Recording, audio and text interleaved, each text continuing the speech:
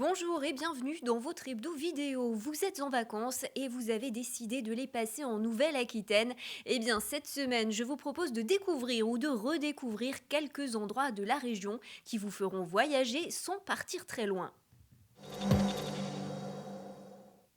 Direction les Landes pour commencer à la découverte de la réserve naturelle de l'étang noir. Elle a été la 17e réserve créée en France en 1974. Sa superficie est de 52 hectares et elle est gérée par le syndicat mixte de gestion des milieux naturels. Son histoire est très ancienne en termes de formation géologique. Il faut s'imaginer, il y a des milliers d'années, ici un plateau de sable et un grand fleuve qui se jetait directement jusqu'à l'océan. Voilà, des périodes glaciaires, des périodes de réchauffement, les petits grains de sable bougent, des dunes se forment, et du coup l'écoulement des eaux est bloqué. Et ici on se trouve dans l'ancien lit d'un des fleuves qui a été à l'origine de la création après les autres étangs qui sont à côté. Parce que vous avez l'étang noir qui est connecté à l'étang blanc, donc noir-blanc. Et ensuite c'est connecté avec l'étang de Hardy, qui est connecté à nouveau par un petit ruisseau, donc naturellement à l'étang de Souston. Et puis l'issue de secours après c'est à Vieux-Boucau, c'est-à-dire que les eaux de Souston elles vont s'écouler à Vieux-Boucau.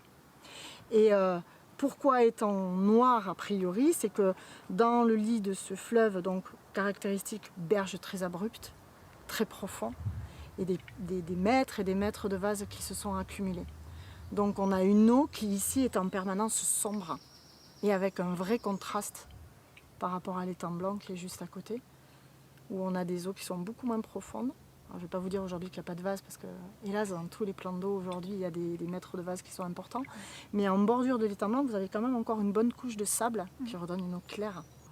Donc l'explication de l'étang noir, c'est quelque chose qui est assez profond, des fonds qui sont vaseux, des berges abruptes, une forêt marécageuse qui tombe sur l'étang, donc qui fait énormément d'ombre.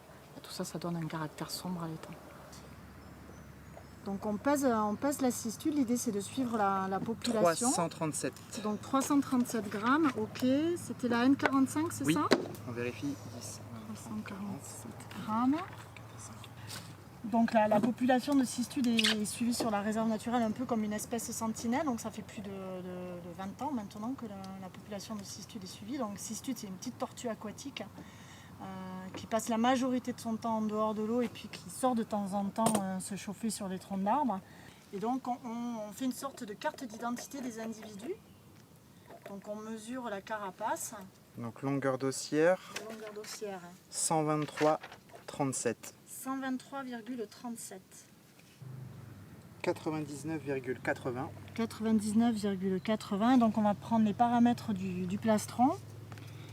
Et donc l'idée de faire ce suivi, c'est un peu pour essayer de voir comment se comporte la population sur le long terme. Se rendre dans les gorges de Caqueta est synonyme de dépaysement complet, on se croirait presque en Amazonie et pourtant c'est en Haute-Soule qu'elles se situent.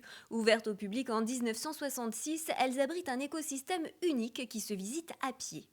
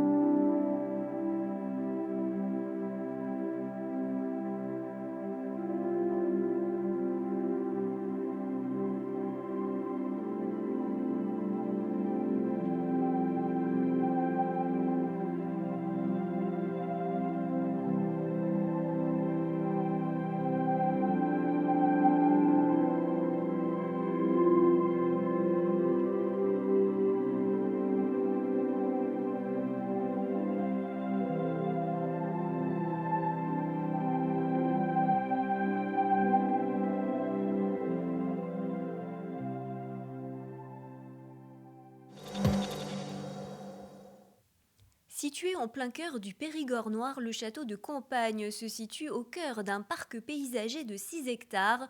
Le site bénéficie du label Jardin remarquable attribué par le ministère de la Culture ainsi que du label Éco-Jardin.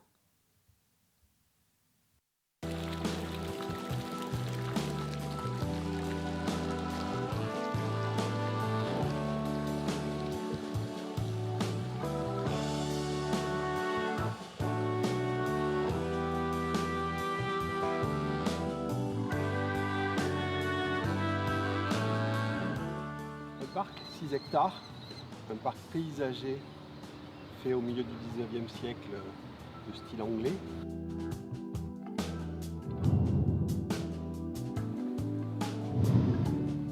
Éco-jardin, c'est de ne pas laisser par exemple des sols à nu. On est obligé de laisser du paillis, du compost.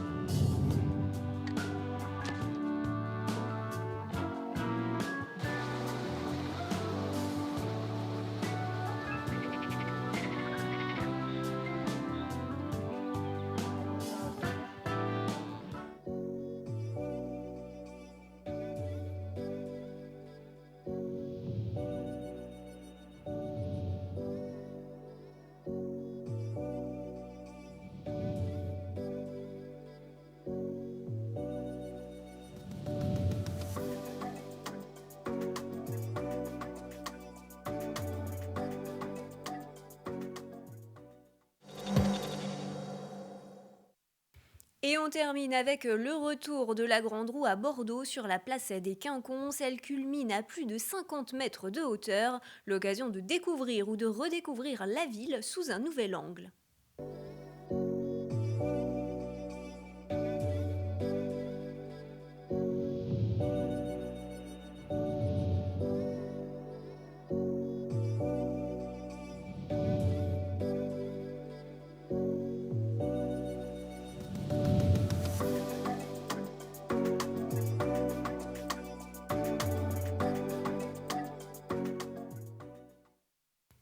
C'est la fin de cet hebdo vidéo. Bon week-end et bel été à tous!